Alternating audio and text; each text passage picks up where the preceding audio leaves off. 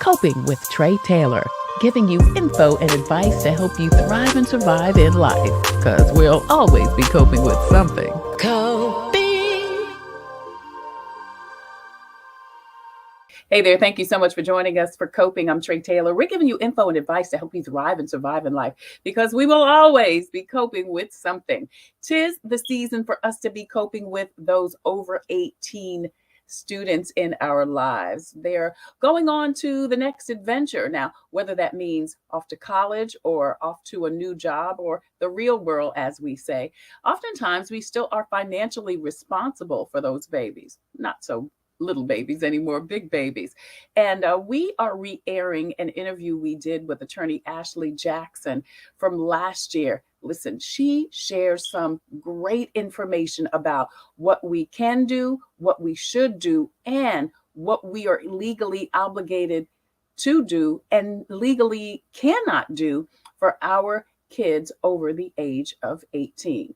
Check it out. It's some great information. Hey, before that, hey, don't forget to check out the bottom of the screen throughout the show. Scrolling, you will see information about community events, job listings, financial resources, including help with your rent, mortgage, bills, and so much more. We're streaming live on Facebook, Instagram, and YouTube.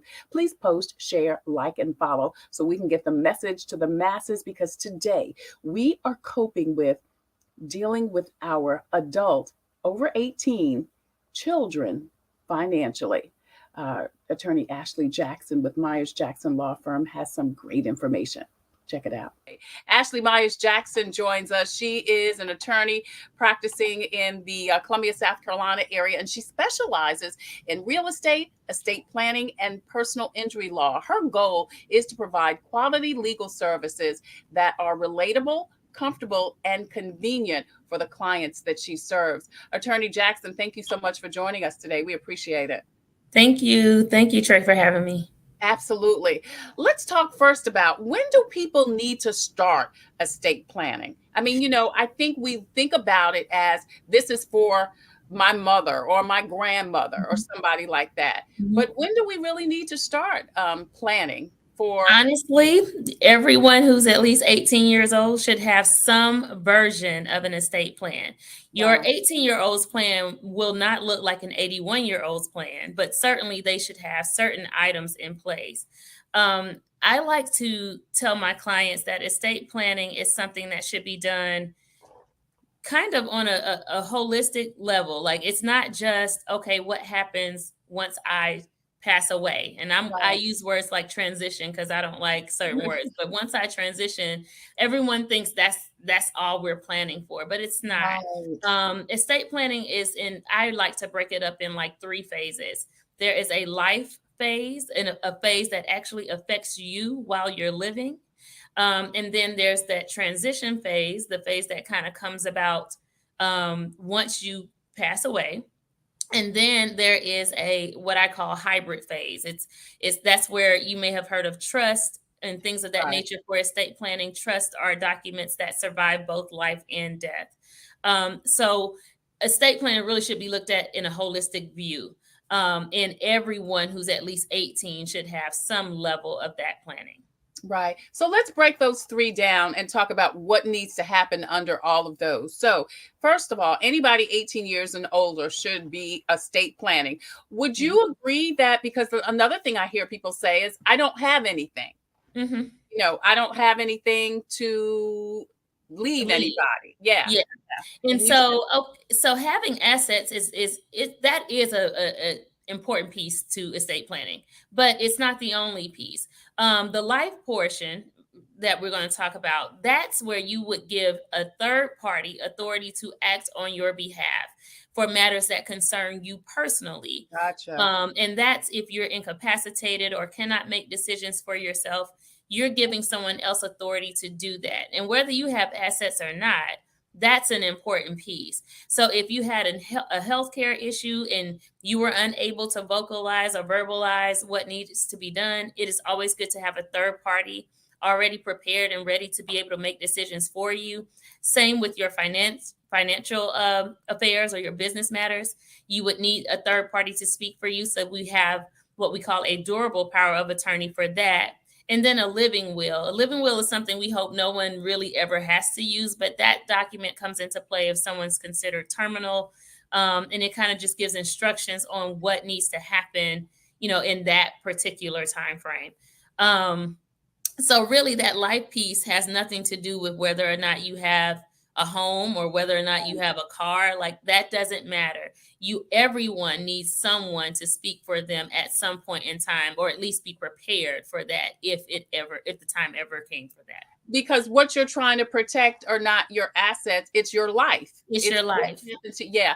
I love that you say that, because you're right. That's anybody. Because after 18, your legal guardianship, I guess, is taken away from your parents. Is that the Yeah, I think it's crazy, but when we don't really think about it as often as we should. It's like, we want our kids to be grown, right? We want them to be 18. We want them to be independent. We want them to be all these things. But for 18 whole years, they were our babies, and we were giving them, all this care and attention, and being there, and walking them through certain things in life. There's a point where you let them go, but you're still there, right? And so just because they turn 18 doesn't mean that they won't need you for certain things. And so, but the law says, whether they need you or not, you really don't have the right to have access to their financial affairs, or you don't have the right to know about their health care matters. You don't have the right to even know their grades. And even when you pay for the education, you don't have the right to know those things. So that's the that's the piece where we come in with what we call our young adult protection plan. That's a plan that we set in place for young adults who are new to adulthood and who still might need their parents for certain types of, hand holding, if you will. Yeah. I love that. Ashley Myers Jackson joins us. She's an attorney, a real estate and estate planning attorney based in Columbia, South Carolina. And she's already dropped some major nuggets. One is that when your child is legally an adult at 18, not only does that mean they're an adult, and they can drink or smoke or vote or whatever else. That means, as a parent, even though we know, that 18 doesn't mean you are magically grown, but if something happens as the parent, you really no longer have a legal right to them. Yeah, you don't. And I'm speaking not from things that I'm hypothesizing or hypotheticals. I'm speaking from things that I've actually experienced, where parents have called and said, listen, my child is in college. He had a mental break. They took him to a facility. I don't know what facility. They won't tell me. I can't even speak to my child, because at that point, if the child's having a break, they can't make decisions. Coherent. Right. So it's days before you even know where your child is located and can even have a conversation, because the facility is going to wait until that child says, find my parents. Yeah, versus that's big. That's big, Ashley, especially, when we're sending our kids off to college thinking they're straight. We have no legal anymore connection to them, and we have to. So then let me ask you this, because I did want to go through the life transition hybrid thing, and I want to come back to that. But what do parents need to do? Or I guess the 18-year-old needs to do it in conjunction with their parents. Yeah. So what we suggest is that maybe as parents, you, on their 18th birthday, you as a present, maybe offer them this young adult protection plan. And obviously the child has the right to decide who those people should be, like who the person can be that can access their grades, or who the person should be that can speak on their behalf. But you want someone to be in place, even if it's not you. And I say that all the time. Someone responsible. Yeah. Yes, someone, or at least someone who you might trust that can relay information to you if necessary. So I just suggest that on the 18th birthday, maybe the parent sit down with the child, and maybe with a lawyer that you trust, to discuss these things. But at the end of the day, the child does have the right to make the decision. But most children that I've engaged, they still want their parents involved, and they really think that their parents can be involved. You know what I'm saying?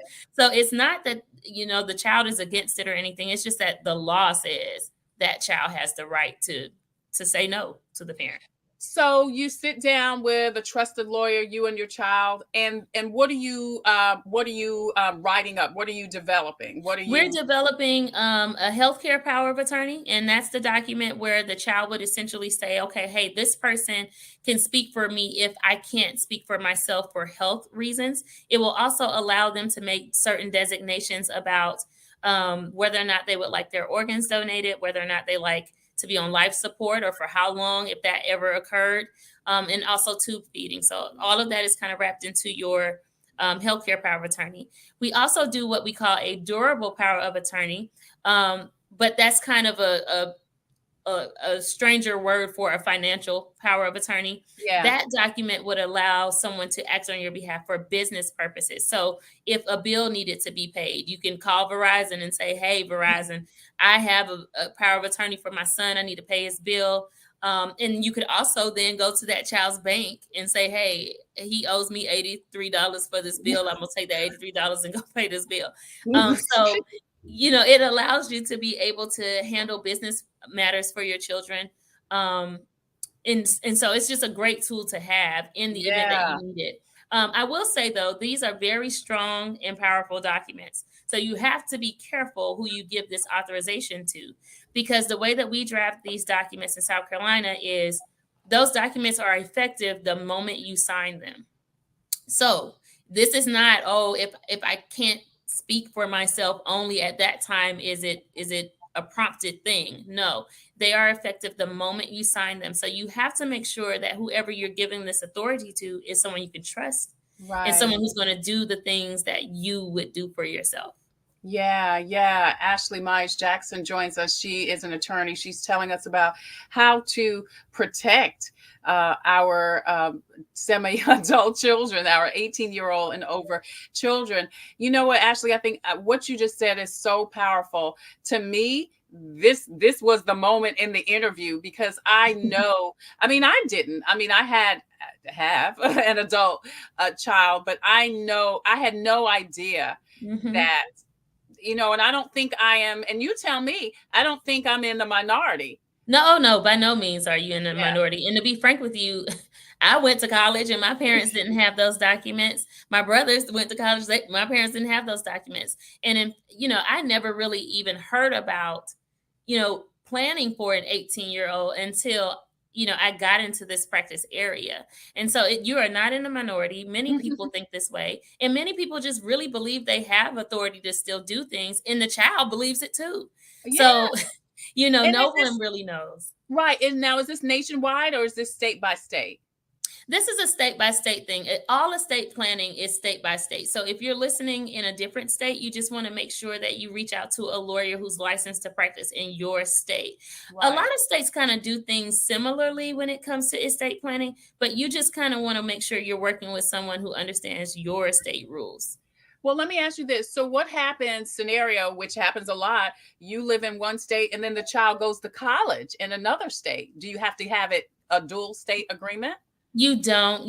As long as and there's a rule that as long as your documents are drafted effectively for your state, then you can utilize them in another state. Okay. Okay. But I will say this though, if it ever gets to a point where you become a permanent resident in another state, you might want to consider updating your documents at that point. Okay. All right. Ashley Myers Jackson joins us. She is has a mobile law firm, and she specializes in real estate, estate planning, and personal injury. And her goal is to make legal services relatable, comfortable, and convenient for the clients she serves. She's been talking to us today about making sure that you have what you need for your adult children. I have to say that because, again, being 18 doesn't mean you're an adult, but No. certainly it does give you some rights. And many of our kids are going off to college or whatever.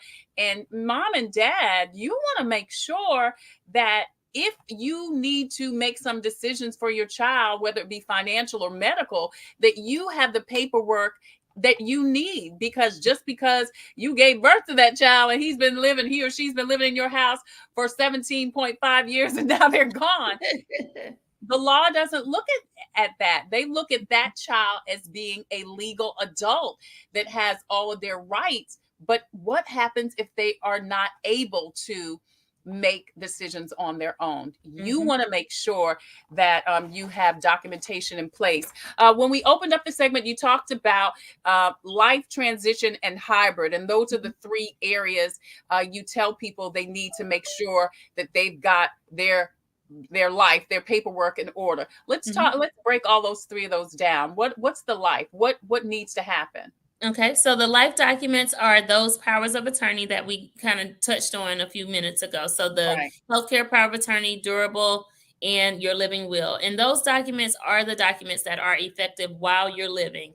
But the moment you transition or pass away, those documents expire. They are no longer valid. You cannot use them. And I have seen cases where people have tried, and it's just not going to work. You can't use power of attorney once the person who gave authority passes away.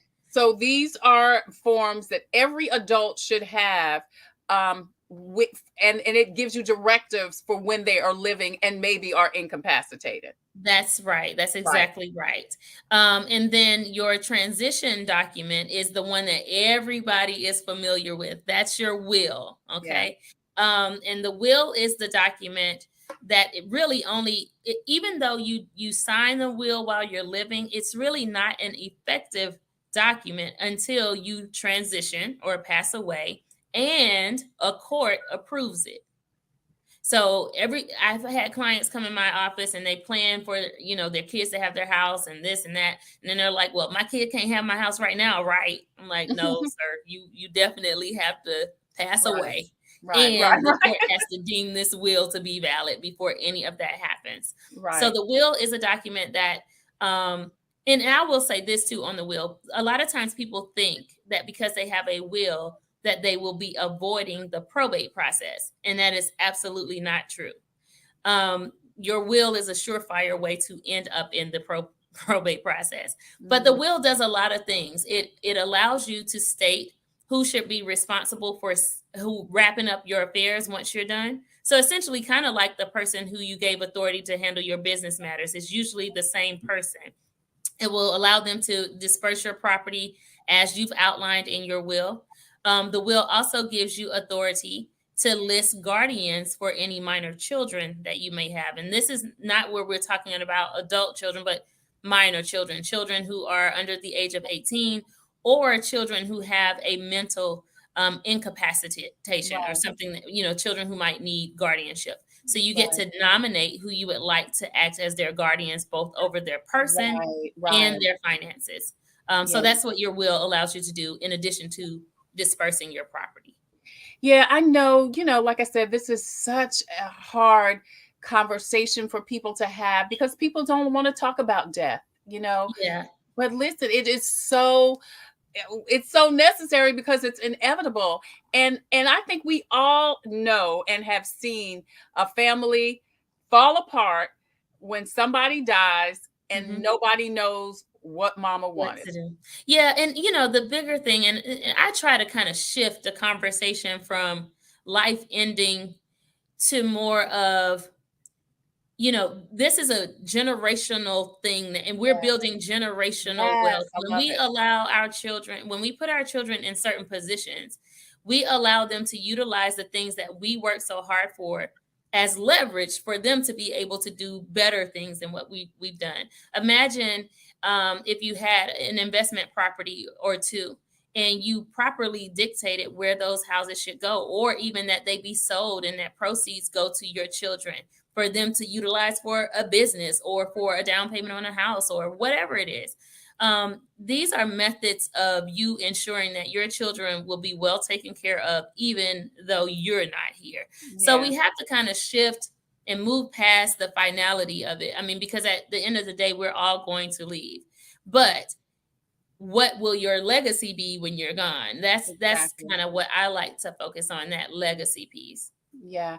Attorney Ashley Myers Jackson joined us today. Listen, if you are just joining us, please hit the replay button because she has dropped such great information. One, as far as how we should, and I love that you're saying we are legacy planning. We are making sure our ducks are in a row, our coins are in order, so that those who come after us, or those that will be here, they have a foundation, so to speak, in Yeah. place. And like she said, shift the conversation. I know this is something we don't like to talk about, and it causes us so much angst.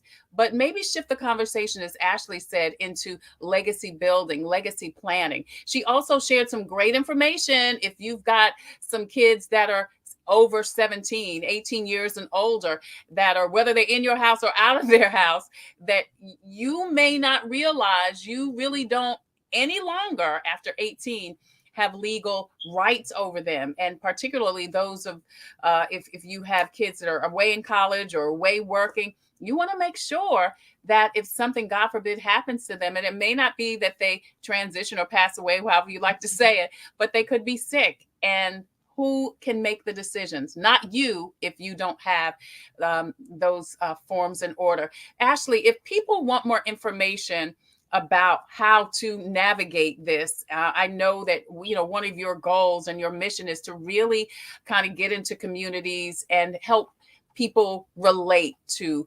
let this information be relatable. How can they get in touch with you? Certainly, you can email us at info at Myers Jackson Law Firm. At info at MyersJacksonLaw.com. Also, our website is MyersJacksonLaw.com. We can be reached by phone at 803-394-4461. And we also have a Facebook page, Myers Jackson Law. All right. You can see all of that information on the screen. Please contact Attorney Myers Jackson for more information. This is information that we really need to be conscientious about, take advantage of. And once again, if you are just joining us, please hit the replay button and please post and share so we can get this information to the masses. Ashley, thank you so much for joining us. Like I said, this is such great information. I mean, I've learned something today, and I'm sure a lot of people have also, because this is something we really got to do better at. We really have to do better at doing. Definitely. I'm not trying to put you out of business, girl, but we need to do better at it.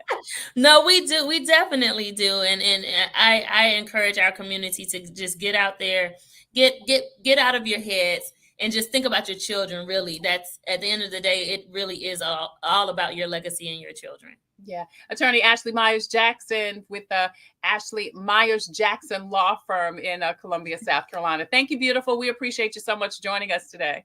Thank you for having me. Absolutely. Computers, they're a part of our everyday lives. But when they're not working, they're an everyday problem. So call Computers Unique, your everyday solution. 803-351-5821. Is your computer running slow? Won't turn on? Do you need a screen replaced? Or maybe you just need another computer? Well, Computers Unique is your one-stop shop for all your computer needs. They have a wide variety of new and pre-owned PCs, Macs, and tablets. So call Computers Unique, Dutch Square Mall. 803-351-5821. 803-351-5821. Hey there. Thank you so much for joining us on Coping. I'm Tre Tailor. We're giving you info and advice to help you thrive and survive in life, because we will always be coping with something. Hey, before I leave, I want to share this devotional with you. This is from Conversations with God. It's from Cheryl Mims Williams with Agape Counseling and Training Services in Columbia, South Carolina. This is such a great book. It includes some of her prayers, some of her diary readings, and devotionals.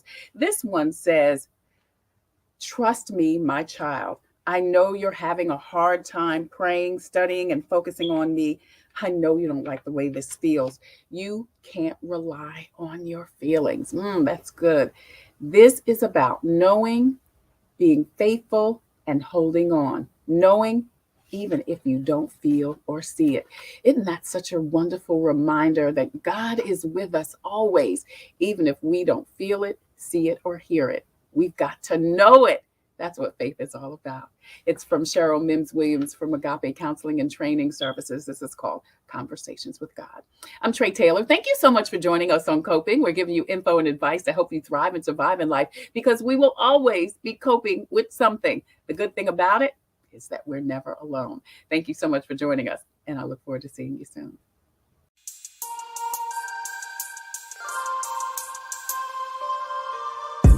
Coping, find peace of mind to survive through whatever.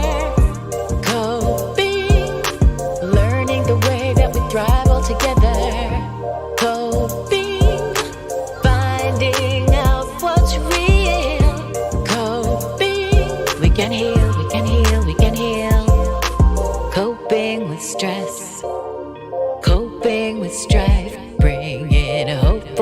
success, for improving our life.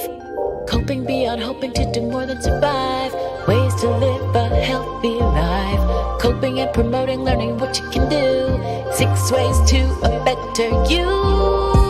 Coping, find peace of mind to survive